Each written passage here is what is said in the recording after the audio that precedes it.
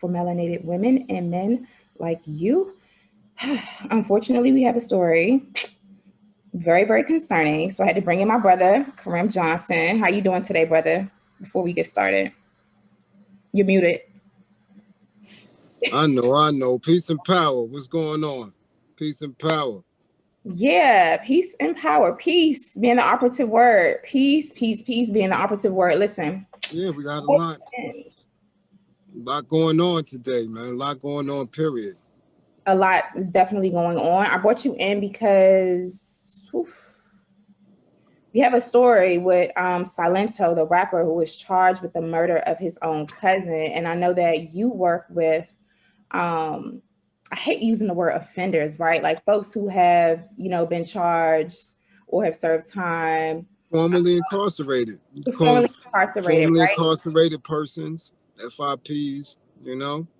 Yeah, and you have experience with that demographic. And so a lot of the time that folks have served that you work with has to do with violence. And so for me, when I saw this headline, like Silento charged with murdering his own cousin, my first thing was like, well, how does that happen?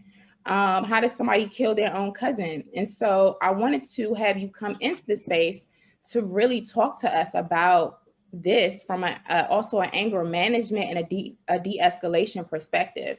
So in the meantime, I want to welcome everyone into the Lioness Den. You're already here. You're rocking with us. I'm Lioness Crowned. And we are here at FlyNubianQueenTV.com. That's FlyNubianQueenTV.com in the Lioness Den on weekdays at 12 p.m. Eastern time normally. Okay, so Brother Kareem, what are your initial thoughts on this story? Well, my initial thoughts is, one, he's a very young man. Two, he's in the entertainment industry. Three, it's been documented that he's been having issues for quite some time. This isn't the only time he's been in the press for something that is personal and not music related. So, my heart goes out to the family. But there was, signs of it, just like there's signs with many of our youth, and it doesn't get addressed. They have these problems, but as long as they're making an income for themselves and for the family, it gets swept under the rug. It never gets addressed. And, it's just a sad process that we do, that we not only do to our youth, but we do to our people on a whole. Again, as long as somebody's getting a bag, as long as somebody's the breadwinner, you know what I'm saying? Other people are leeching off and not taking care of the person. We watched the same thing with DMX for years. They knew he had issues prior to getting into the industry. Got into the industry, made the bag, nobody helped. Nobody sat him down on a regular basis to get continuous help. And now we're at a point where the majority of our youth that are in the street, that are active in street organizations, that are active in gangs, that are active in the entertainment industry are out of their mind. No mental balance. They're using prescription drugs, heavy prescription drugs, Percocets and stuff like that. They're drinking, right? Liquor that is not going through the process of, how it used to be made. Now it's kind of, fast-tracked assembly line liquor that has other additives into it. They're smoking marijuana that has been spliced. You dig what I'm saying? That is now addictive. At one time, they could get away with smoking marijuana because it wasn't addictive. Now these different strains are very addictive, and it's layered and layered and layered. So of course, if he had any mental issues, even the basic anger issues, rage issues, is going to be amplified. And now this is what we're dealing with. Absolutely. Thank you for giving us that context. Now we see that, our folks are in the chat. Shout out to our moderators. Shout out to everyone in the Lioness Den. Thank you so much for, letting us know, or just keeping it in perspective, right? About socially what our children, our young people, our youth are dealing with, the society that they live in, the sort of youth culture or young adult culture right now, definitely Generation Z. stuff. And then also the glorification of drugs, and really what I call death culture in terms of the music or rap or whatever it is. It's not hip hop. It's not hip hop. I don't even like calling it rap. I don't even know what it is, but there's a lot of different layers to that. And if you add on personal trauma, generational trauma, vicarious trauma, secondary traumas, and a lot of different things, it's like added layers on top of being a young Black man in a really racially hostile anti-Black society. So the purpose of this broadcast today is to have our brother Kareem Johnson come in and give us a really, really elevated and real perspective, because this is the work that he does. He's working with brothers like Silento. He's working with families who have lost relatives and friends and loved ones to gun violence. He does a great work with, interventions, and he has a lot of years and life experience under his belt. Our brother is also an author of the All-American Justice System Handbook, Handcuffs, Showers, Shoes, and Visits. Our brother, you can find his books on Kindle as well as Amazon. You can download them or you can order it, the hard copy. But I wanted to say that, and to say that, like, listen, you also do one-on-one and group coaching for men to really rehabilitate them and really help give them some strategies for being successful in this hostile society, given all of the other isms that I sort of just named. And so I want to shout everyone out in the Lioness Den. Make sure you all hit that like button and that you share this broadcast. I also want to make a special announcement again. My course, Unapologetic Black Power, will be live and direct. And the first Q&A is going to be on Wednesday, February 17th at 7 p.m. Eastern time. I need you to go over to flynubianpower.com. That's flynubianpower.com. Sign up for our course. It comes with sign up for my course. It comes with a 7-day free trial. So you'll get the first lecture as well as the live Q&A.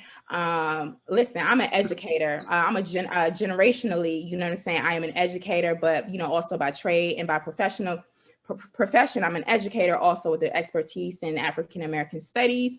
And y'all already know I do a lot of work, but this is a real course, right? This is a course in which we're going to do a lot of reading. There will be homework. There's going to be Q&As. There's going to be a lot of stuff digging into, like, what does it mean to be unapologetic in your Blackness and to be B1 first?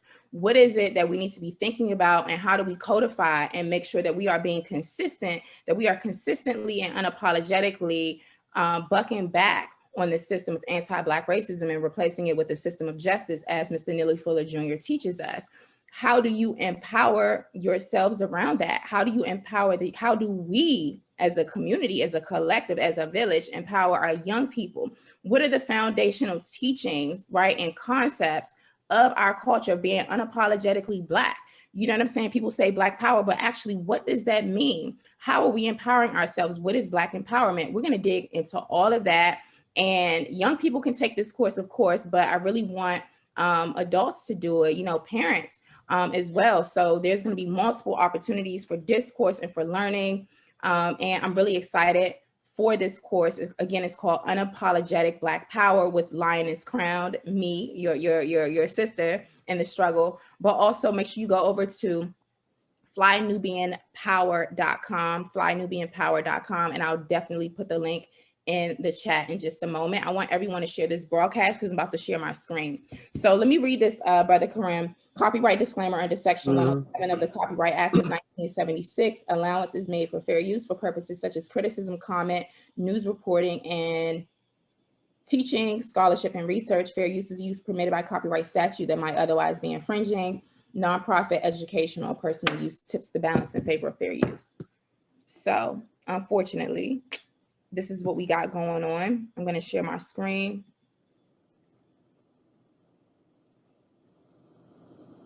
Can you see my screen?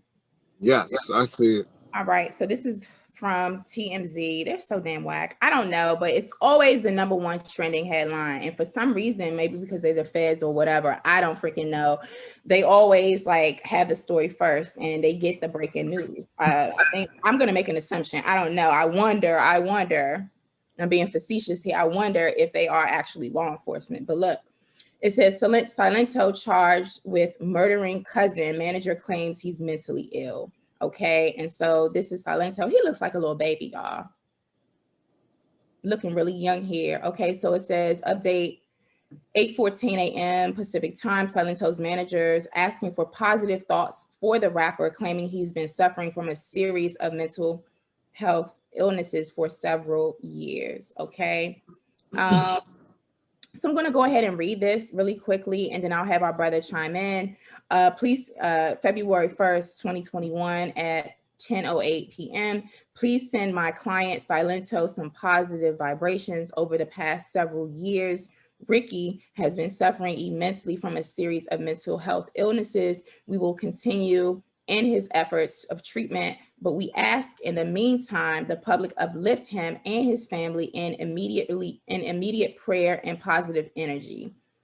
Ricky is a beautiful soul, and we hope that the same people who came up whipping and Nae Naeing with him continue to support him and lift it in prayer. God bless. Any questions or comments, please reach out to Chanel H at PRmentalitynetwork.com. Thank you, Chanel Hudson, PR manager. I'm going to unshare my screen and stop there because I do want to honor this request as put out out of respect for young Silento, out of respect for the culture, out of respect and healing, for uplifting our brothers and sisters who do actually have histories with struggles and challenges around mental health, because that's not a joke. So I am going to honor that. And Brother Kareem, before I continue, I do, in all transparency though, I did a broadcast last week about, what is it, some white dude with long hair who was a former NFL player who beat the hell out of his Black girlfriend. Hopefully they're no longer together.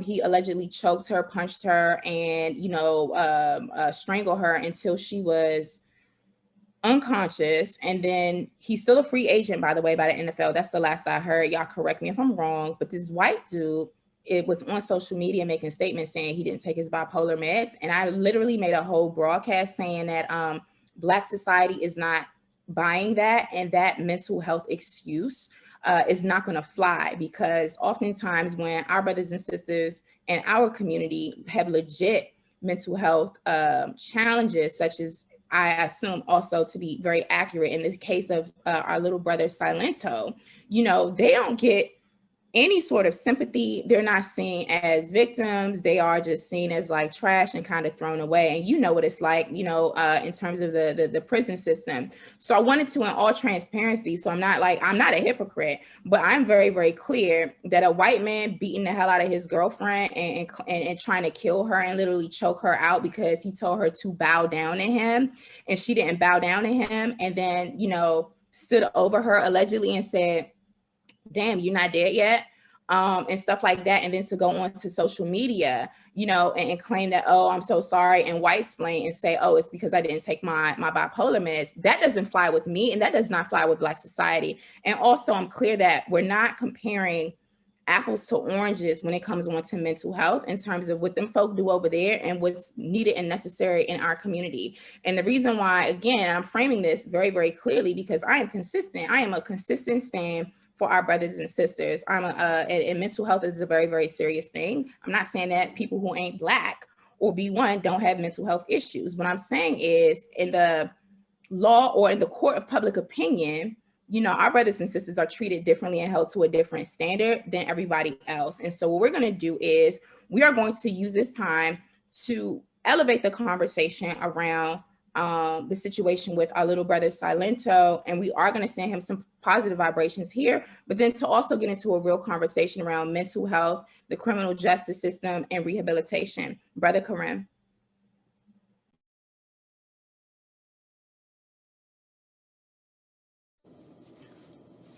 Well, again, we find ourselves in dual spaces here, right? We're speaking criminal justice, we're speaking mental wellness or mental health issues, and we're speaking two different cultures, right? We're speaking of the entertainment industry as a culture, and we're speaking of sports, and then we have racial differences on both incidents. Now, again, to remain consistent and not contradictory, we can't excuse either incident, right? We can't excuse the young brother incident, and we definitely can't excuse this Saltines incident, which is in another layer, domestic violence, right? And you know, we can go into very, very different degrees of mental illness on both parts. Why was she with him? Why was he with her? That's a mental illness in itself. I mean, to keep it 100, you understand? I don't know who was gaining from what in that dynamic. But when we're speaking on mental illness and the justice system, mental illness is never an excuse, especially if it's not documented historically with the individual. Now, this Saltine may have documented, right, a mental illness issue where he is taking his medication, and the justice system will excuse him for that. We've seen it. I've seen it in our community as well. So that's, we're going to, you know, kind of negate the racial implication with that until it comes to the point of where our Black people, right, don't get that same track record of mental illness and that documentation. Many people run around with mental health problems in our community and is not documented. Therefore, when law enforcement is engaging with them, they utilize the ability to murder them or to lock them up, right, unjustly in the numbers, right? Because of that, because there's no documentation of the mental illness. Like everybody knows, we got a crazy cousin or a crazy aunt, and it's a serious mental health issue, but it's never been documented. They never went for treatment for it. So by the time law enforcement kicks in, it's too late. I've seen people get serious numbers, sentenced to serious bids over an incident that if it would have been documented, if they would have had treatment for it coming up, they would have never been in jail or never been murdered by law enforcement. So this is a very, very real dynamic that we have in our community. So there's layers when we're dealing with both of these incidents. Silento, again, he was a victim of several different institutions. You under a racist institution as a melanated person. He went through a racist education system for I don't know how many years because the young brother was able to make a hit record and jump up out of that. So again, now you escape layers of poverty, but then you run into a demonic institution, right, that deals with a lot of rituals, that deals with a lot of drug use, that deals with a lot of sexism. So you are caught up in that. You understand? But again, we can't use that as an excuse. You took your cousin's life. And this is what I talk about on a regular basis, that our people have no luxury of time when it comes to addressing these issues. Mental health, gun violence, our youth not being led in the right direction. And even today in 2021, people with limited knowledge of the justice system. That's why the book is there. We have people who have been in the justice system that forgets about it as soon as they are released. So our people are very, very, very naive to the very things that challenge us every single day. Every single day. So, you know, it is imperative that we work. I got to work on this all day, every day. I have no time to rest because there's a situation around the block every day. I'm dealing with the situations that's going on in Harlem with our young Black women continuously under attack.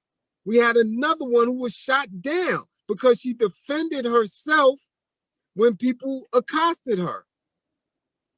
And she did what we tell them to do. Go get a Black man to protect you. And she went and got her boyfriend or her significant other, and they both were subsequently shot down by the people who assaulted her or accosted her. And she ended up losing her life on the back end of a mother who was killed by her own son in Harlem, and on the back end of a sister who was bit in the face, right? Because she told people, no, that's all right. I don't need you to pay for anything, and try to go on her way, which in itself should be, right? We could classify it as an attempt murder because we don't even know if that man had COVID or anything. And he bit her in the face. So, you know, we dealing with a lot. So I always charge the leadership. Where's the leadership in our community, right? This sister who was shot 5 blocks away from National Action Network. What's going on in that community that the Black men feel that they could do that?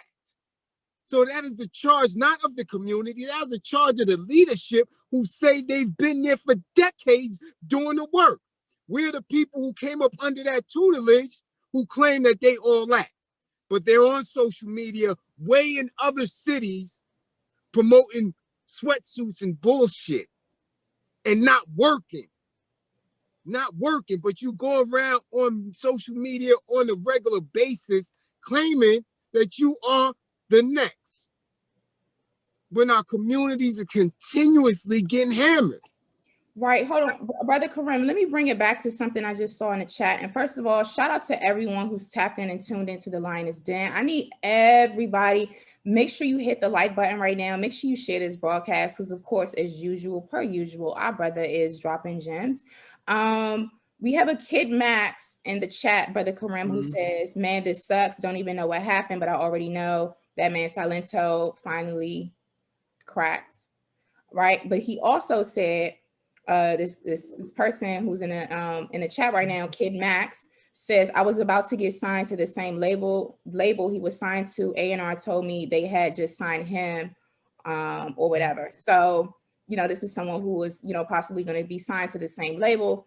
And he was, you know, just also co-signing your points there. But to what responsibility? Because I do want there to be, you're right. There's a lot of different layers of ways in which systems, right, and people have killed our little brother. And this is an example of what tends to happen to young Black men in our community in particular. However, to what extent do you believe that these record labels, these A&Rs and stuff should be really supporting the mental health and just overall health and wellness of the folks who are on their labels? What do you think about that, especially as someone who's also been in the music industry, the hip hop, the real hip hop industry, by the way?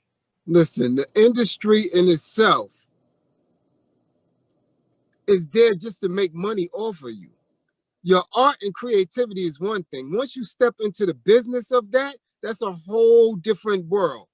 That's a whole different set of rules. That's a whole, there is nothing. They have absolutely no responsibility to take care of the artist. That is just an absolute fact because they exercise outside of what other corporations have to deal with.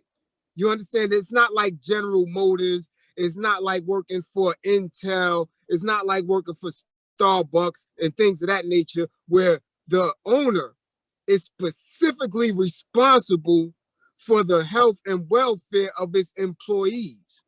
So the contracts that you sign when you're going into an agreement with the record industry, with Hollywood, with you know, these corporations like Disney and Virgin Records and all this other garbage, you're not signing into something that says they're going to take care of you. You're on your own. So once you do that, you are responsible for yourself. All they are going to do, and they're going to do a very good job at keeping you away from the profits of it, is push that material, push that creativity so they can profit and make the most out of it while you are there. If you meet your demise, oh well. Have you ever seen a record company sued for the death of Tupac Shakur? Have you ever seen a record company sued for the death of Christopher Wallace? You understand what I'm saying? There's none of them that, Okay, so yes, Brother Karim, you're right. We know when we don't own these institutions in the hip hop industry, the entertainment industry as it is today, and given who owns and dominates it, yes, this is really business as usual, right? Like they are capitalizing off of Black talent. However, if in 2021, and shout out to all my B1 family in the chat, make sure you hit the like button. If in 2021 and beyond, this new decade, right, where we are saying, you know what, we are doing for self and we're going to build our own. Do you believe it's an opportunity and a responsibility for, you know, Black people creating entertainment and media companies, you know, being A&Rs or PR managers or Black owned record labels? Do you believe that we should be holding Black folks who own companies in the music industry to really shift the paradigm and create opportunities for enforcing or supporting artists with health and wellness, and specifically mental health, you know, drug abuse and stuff like that? Do you feel like we are at a place right now where we can look at, you know, Black owned record labels and stuff like that to say, hey, this Name is them. what needs to, Name them.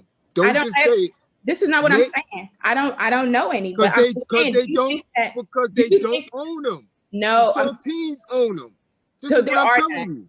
So you're saying none. If they are independently owned, you don't know about them. You understand what I'm saying? The ones who you see on a regular basis, I'm telling you, they're owned by a saltine somewhere down the line. You can't name them. That's why you don't know. I'm telling you, because there are none. Once you reach a certain level and you're independent, they're going to buy you out in order for you to get that exposure. Therefore, you are owned by a saltine. The ones who are strictly independent and own their own stuff, you don't hear about them. You don't know who they are. You understand? Because they are struggling to make their way, and they may be self-sufficient enough to take care of themselves. So they may buy into an insurance provider for themselves if they have that knowledge. You understand what I'm saying? Anybody that you see right now is up under the banner of one of them saltines. You can't name them. They don't own themselves. I don't care who it is. You could go as high as Oprah or as low as somebody that is just coming through the game. So you're saying that Europeans just own all of it and there aren't any opportunities. Everything. So you're saying that there aren't any opportunities for record labels at all to enforce. Name a label. There's no labels. That era of music is done. You can practically do everything in your home by yourself. I'm sitting with it. My son is a music producer. He helps other artists. They're not where they at when you see somebody else, but he does everything on his own. He owns himself. Nobody knows who he is. Completely independent. Completely independent. Got it. Completely. He don't ask me for no bread, so he doing okay. Right. He owns his own studio. He's doing his thing.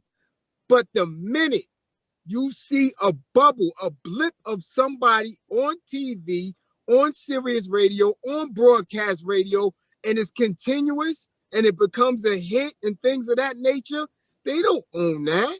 You're not getting into that industry without making a deal with these saltines.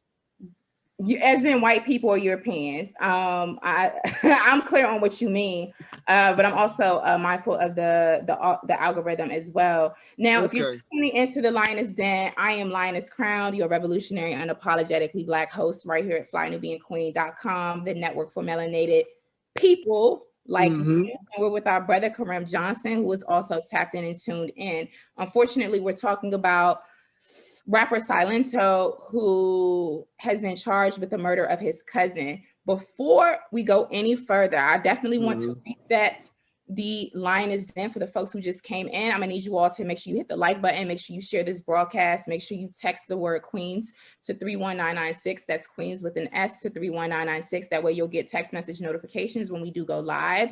Also, we invite you to go over to shopfnq.com. That's shopfnq.com. Check out our merchandise, support our brand. Also, sign up for our programming at flynubianmoney.com and flynubianbusiness.com. Shout out to everyone who attended the Women of Wealth Weekend Conference this past weekend. It was absolutely amazing. Definitely go to the website, womenofwealthweekend.com, womenofwealthweekend.com. The information for folks upgrading their tickets to VIP for the next event as an extension of the conference last weekend. You definitely want to go over to womenofwealthweekend.com to handle that. The other thing is, I'm really excited. My online course at flynubianpower.com. Yes, flynubianpower.com is available. You all should be signing up for it. It's a 7-day. It comes with a 7-day free trial, first lecture, as well as a live Q&A.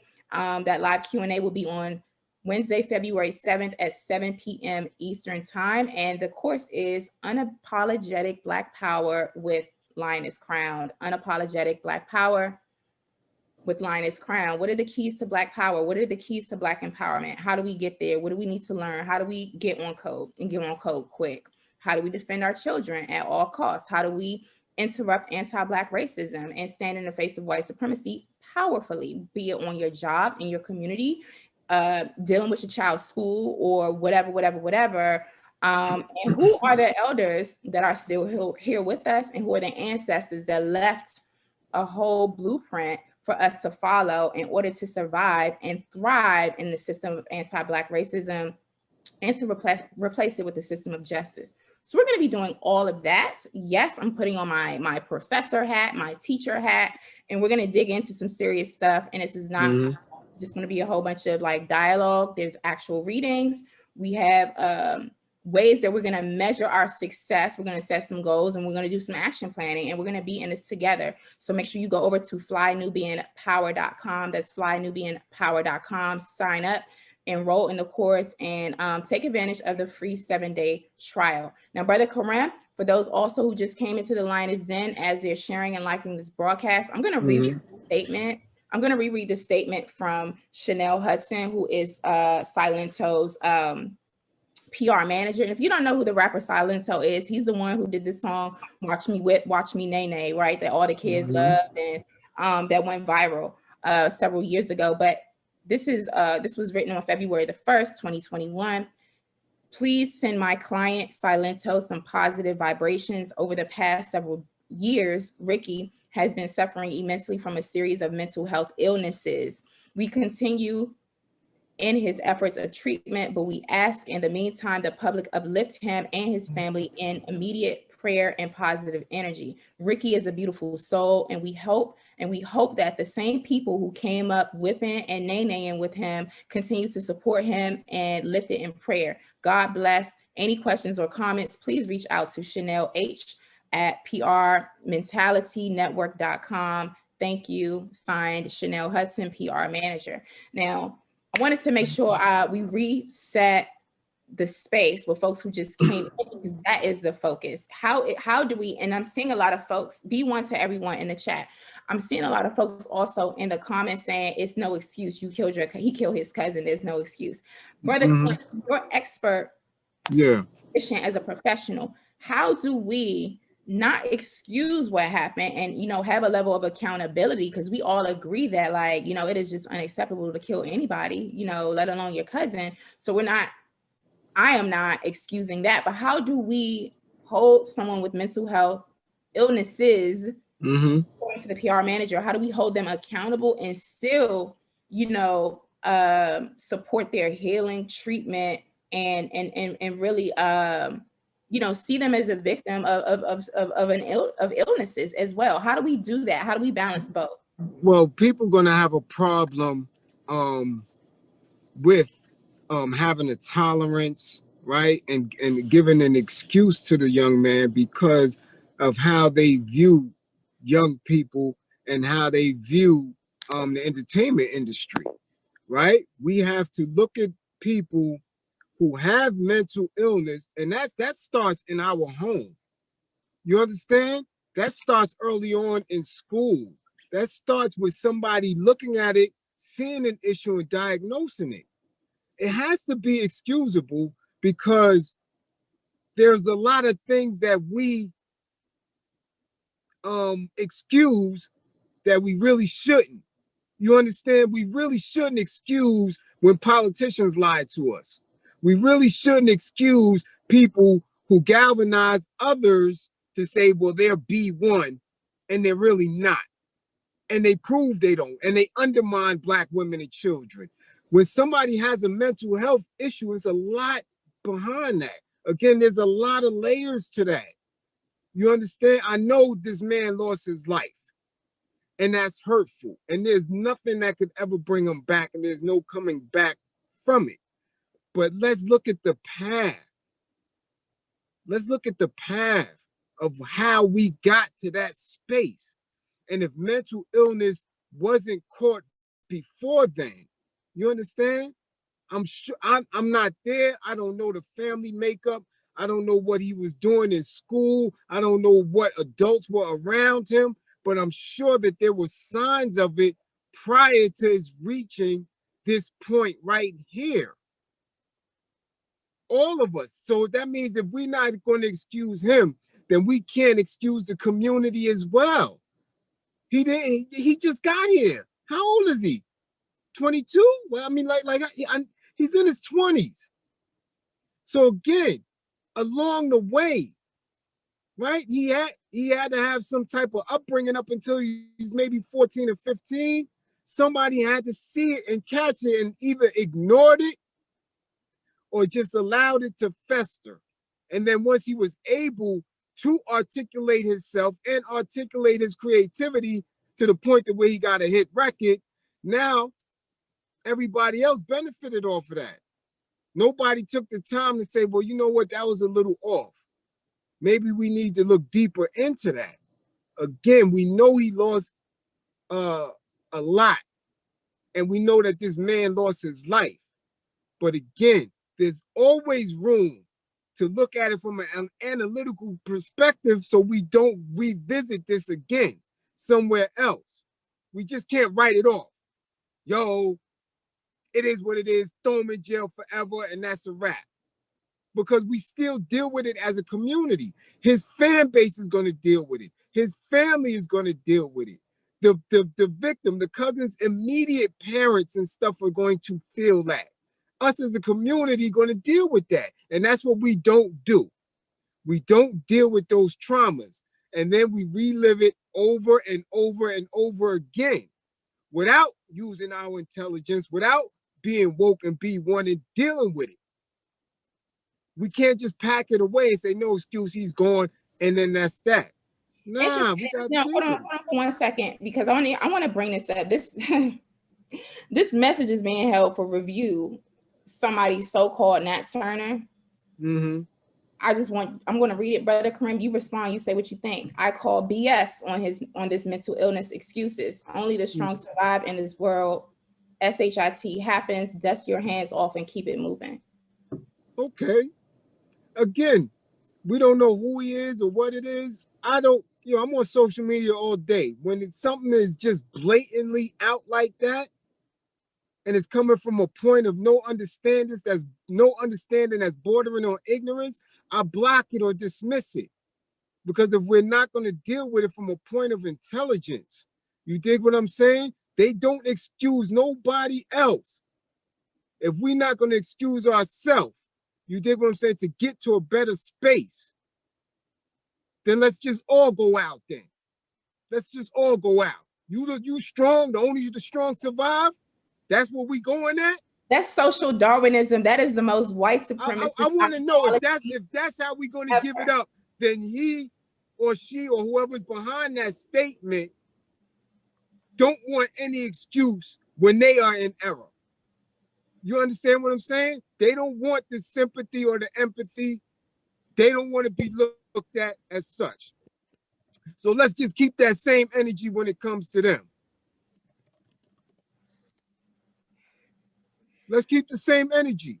Even oh, it's snowing hard too. Even, like again, that whole social Darwinistic, someone's flawed, or if anyone is when they say that, that's what they telling Black folk. With ableism or anything, if a child, has autism, that whole concept of survival of the fittest, social Darwinism, natural selection, all of that is the basis of white supremacist It logic. is. And this is All why day.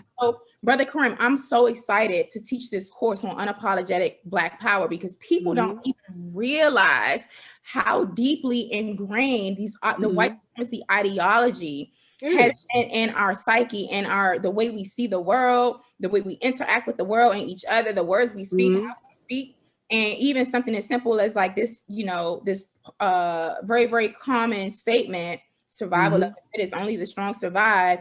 That is some eugenicist type talk, right?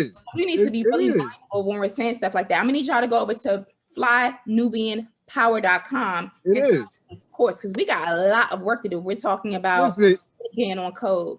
Right. Even the response to white supremacy is coming from Black people with a Eurocentric belief in how we come up out of it. That's how ingrained it is.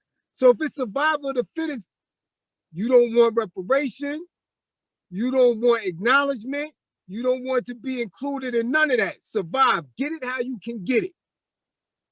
That's what you're saying. Get it how you can get it. And when you fall on one of the blades of this system, you got to accept it. Don't reach out for no support.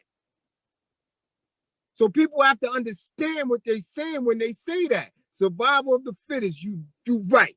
Hold that down. Keep that same energy. And when police stop you and you're not equipped to get away from the gunfire, my brother, Mr. Nat Turner, hold it down. Hold it down when you're in prison. Hold it down when you're unjustly dealt with. Hold it down when that sister you with say, you know what, you ain't making enough, get up out of here. I need a man with some bread. Hold that down. You keep that same energy. You be survival, you be surviving, you be the fittest. Hold that same exact energy, because we're dealing with intelligence here. I'm dealing with high science. And that's how we have to look at it. Mental illness is very, very real. Very real. I deal with children with autism. I have an autistic niece that I see. A lot of these things are very, very real. I deal with brothers who are manic depressive. I deal with brothers who are enraged and got guns on them every day and living with the delusions of fear of somebody coming to get them. Mental illness has very, very, very layered effects, and our people go through it the most because we are oppressed and we have been separated not only from each other, but from the rest of the world. So our outlook, our outreach is very, very unique. And if you don't know how to speak to people who are suffering mental illness, if you're not an expert with it, if you don't know how to connect to the people because they don't trust you, because you don't come in a proper image, you don't come and speak with the proper tone, then we will keep going around in circles with it. That's just what it is. Facts. You know, people say a lot, man. They say a lot. They say a lot, but they don't do SHIT. That's the whole point. But anyway, we're not going to censor that right now. Shout out to everyone in the Lioness Den. People are asking about my course. It's called Unapologetic Black Power with Lioness Crowned. Unapologetic Black Power with Lioness Crowned. Yours truly. Go over to flynubianpower.com. That's flynubianpower.com. Sign up. Comes with a 7-day free trial. First live Q&A is going to be based off of the first lecture, and that live Q&A is going to be on February the 17th, which is a Wednesday at 7 p.m. Eastern time. I don't know, once I start teaching, who knows how long it's going to go for, but you will definitely come out of our course, the entire course that I'm offering with a lot of value, okay? So go over to flynubianpower.com and just follow this link, which is also in the chat. Take advantage of this opportunity, y'all, because we have work to do. It's not enough. I can't come on. You know this, Brother Karim. Most of the work that we do, I would say about 80% of the work that I do happens off of the internet, right? Like, I am not let me tell y'all, let me just get it really, really clear. I'm not an entertainer. I never really saw myself as a podcaster. I am an influencer. I try to be an influencer in my home, in my community, in life, and all of that good stuff. But I'm not here, I'm an educator, and then I'm here to really use this, opportunity to connect with folks on the airwaves to bridge the gap between what I know, what I learned, what I experienced, what my other areas of expertise are, to really look at trending topics and things that are going on for us to really have intelligent conversations so that we can really shift the paradigm. That's why I'm here. That's the purpose of it. But for real, we can't even dig into 95% of what needs to be said and done on no damn Right. YouTube, or no Facebook, or none of that. We have to have Right. classrooms, and then we can have virtual classrooms. So this is why, or we can't really have the in-person like that anymore. But there's things that we need to learn and get on code about, that this is not, this public sort of like social media situation is not the place for that. So I invite y'all to go over to flynubianpower.com to sign up for this course. It's going to be an 8-week course. And then for real, if we start feeling ourselves, it makes sense. Who knows? You know what I'm saying? I'm an educator. So, I'm like, we going to go all the way in and be very, very thorough so that we can continue on with the build. So make sure y'all go over there, take advantage of that 7-day free trial. But you know how it is, Brother Karim, your work happens like off of, not, on a screen. It's out there in the community. It's with your Black fathers, right, that you're working with, and talking about anger management and de-escalation. And that's kind of where I want to take the conversation next. In a situation, right, can you just educate the family in the Lioness Den on the best ways that we can try to de-escalate situations where there's like extreme anger and or mental illness? I've taken the training, New York State first responders for mental health, but what are some of the strategies that we see now? In all fairness, though, I definitely do have to let the family know that these, charges that Silento got was for allegedly gunning down his cousin. Okay, so when we're talking about de-escalating a situation with someone who's angry or potentially violent, it really depends on the situation and the context. So it's not a one size fits all. I have to give that disclaimer. And then the other thing is too, I'm not pathologizing this little brother. I'm not pathologizing any of our people who suffer with, mental health. But I just want our brother Karim to give some general strategies and know that there's not a one size fits all. And then also somebody with a gun, who is also suffering from multiple mental illnesses is also kind of like I don't want to say it's kind of unique, it's like, that's a different level of escalation and de-escalation. But just give us some general tips. If the little girl, and I know I'm talking a lot, but this is important before you go in, Brother Karim, because I know how you like to go in. But the little 9-year-old girl who was handcuffed in the back of the police car and maced by some race soldiers, allegedly, what I'm hearing that happened in Rochester, New York, I'm allegedly hearing that she was locked up in the first place, and the police were called because her mother called and said that she was acting out and threatened to kill her mother. And so the mother probably didn't have de-escalation tactics or strategies for her baby. And it resulted in what we saw as a 9-year-old girl being locked up, handcuffed by some race soldiers, some white race soldiers, and then maced in the face, a 9-year-old baby. So what are some of the things that we need to think about in terms of de-escalating, these sorts of situations? Well, first of all, make sure that you're not in harm's way. That's the first thing. You have to make sure that you're assessing the situation and you're not in harm's way. You can't, sacrifice yourself, run up in something or at someone, and you really don't know what you're doing. You don't have any knowledge of it. That's important. Make sure you're safe first. 2 is to listen. You observe the situation and you listen. Most times when people are that elevated and agitated, they're speaking out. They're yelling out. They're making demands. You understand what I'm saying? Leave me alone. Don't touch. You have to listen and see exactly what's going on. And 3, which is always most important, is tone. Tone and appearance. An appearance of calmness, an appearance of tone Make sure your hands is visible. Make sure you're not, you know, further agitating the individual or individuals. You dig? It's a practice. It's a practice that people, again, you have to be trained. Like everything, it is a science. It is a specific manner in which you have to approach. But those are three most important. Make sure you're not in harm's way. Make sure you're observing everything about the situation. You understand, whether it's a closed environment, an open environment. You dig what I'm saying? Notice the person's movement. Listen to what they're saying. You understand? And three, your tone. Your tone. Everything has to deal with your tone. But if you're not equipped with any of that, I mean, you may have to, which I can't stand, but you may have to call 911.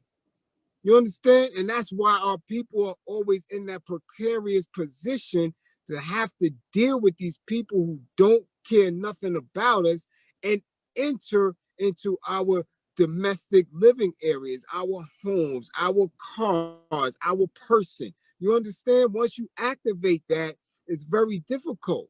So our people have to, again, go and take these specific trainings. Go to Jade's course to figure out what the lioness is speaking on when we're talking about B1, codifying mental awareness, spiritual awareness, cultural awareness, being on code, because we have to get away from these systems that destroy us, that kill us.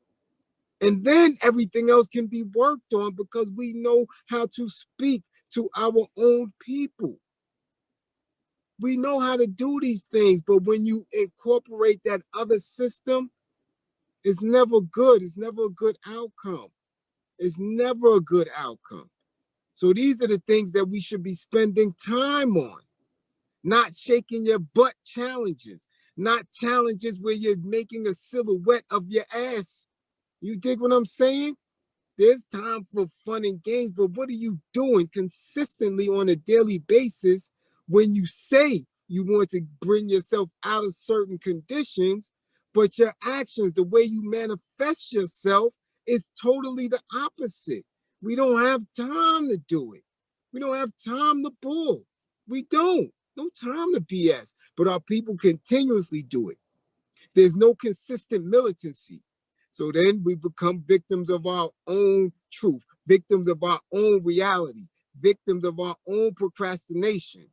And we continuously see young brothers killing each other, young brothers abusing and now shooting and killing our women, our elders becoming victims, being found in apartments because they've been taken advantage of because nobody has an eye out on them. So killing our elders. And the babies, I heard about a story of 6 people were shot. I think it was last night or this morning. And of those 6 people, it was 5 children. Right. Because again, it's all fun and games when you see the brothers on the corner smoking Fanta with this synthetic weed, always worrying about Henny and looking for somebody to thought out. And on that flip note, the sisters who want to be thoughts and I'm going to get my money and all that, utilizing their body. And it's a system of a whole bunch of garbage, an institution of garbage going around, and then it spills out because they're no longer in control of their mindset. They're no longer in control. Their mind and their heart not connecting. And you getting vibrations that are off. So now our babies are killed, our elders are killed, and soon you're going to be killed because you're going to come in conflict with a race soldier who's already geared and conditioned to look at you as nothing more than something to be targeted and shot down. Right. That's what it is. We don't have the luxury to waste time. And as long as you got leaders that's allowing you to do it because they get in the bag from the system, so they don't care.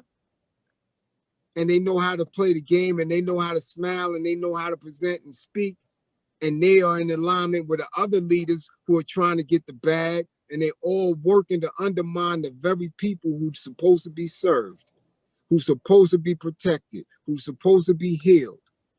Right. It's a continuous cycle of garbage. Absolutely.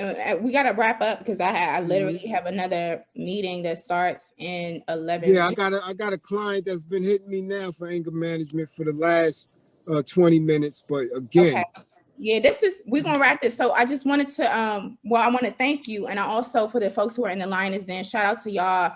We're gonna be here weekdays 12 p.m. Eastern time. And if you're just tuning in, I read couple times the statement from rapper Silento's PR manager. I put the link to the story from TMZ in the chat. Quote, this is from TMZ. It says, as we reported, Silento had a rough 2020. Legally speaking, he was arrested back in October after cops said he was driving at 143 miles per hour. And in September, he was arrested and charged with 2 felony counts of assault with a deadly weapon for allegedly threatening people with a hatchet. He's currently being held in DeKalb County Jail. We've reached out to his camp.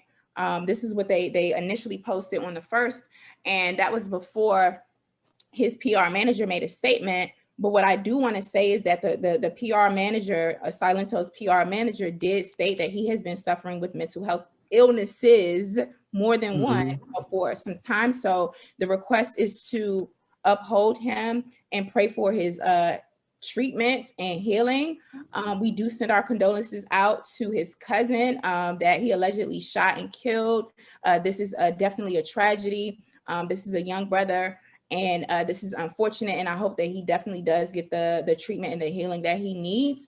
And it's time for us to really start to handle these situations with our people and mental health differently, and not jump on the bandwagon with the rest of the mainstream media painting our people as just these horrible demons when situations like this happens, but they don't keep the same energy when it's a white boy who claims he didn't take his bipolar meds and he beat the hell out of his girlfriend, but he's still a free agent in the NFL. So I wanted to put that out there. Brother Karim, if you could just take like a minute, let folks know how they can follow you and support your work. You definitely do one-on-one anger management. So how do folks get in contact with you for that, and how do we buy your book? Again, my Cash App is $ B as in boy, LIZ 155. $ BLIZ 155. This is Black History Month, the month of Black history. We know the significance of it. We know how they downplay it and what we supposed to be doing on a daily basis all year anyway. But I've been on my Facebook every day, right, with a specific fundraiser to make sure the work get done for preventive strategies and techniques. We put an initiative together and we're building a team to do it. So this is what the Cash App is for, to building this team for preventive services so our children and young adults do not go into the justice system, and for our adults coming out post-release to give them the tools to work within the society. You dig what I'm saying? So I'm on Facebook every day, Karim Johnson on Facebook. I'm doing my live for the month. Every day, a different book. Yesterday book was Asada. Get it, digest it. That was the first book because our queens have been the first initiators of B1 and revolutionary struggle. Without reading that book, you're going to miss the basics. Day 2 was today, Eldridge Cleaver, Soul on Ice. Every day, I'm going to push you to a higher level of consciousness. Those are the basics. So I'm doing those live. I'm on Instagram as Blizz, BLIZ, _ENY Brooklyn, Twitter, Karim Blizz Johnson, Clubhouse, all social media. You know, my DM and inboxes are always public. Reach out for anger management services specifically. Get an intake and an interview. DM me or inbox me for that, and we'll discuss everything once that's done.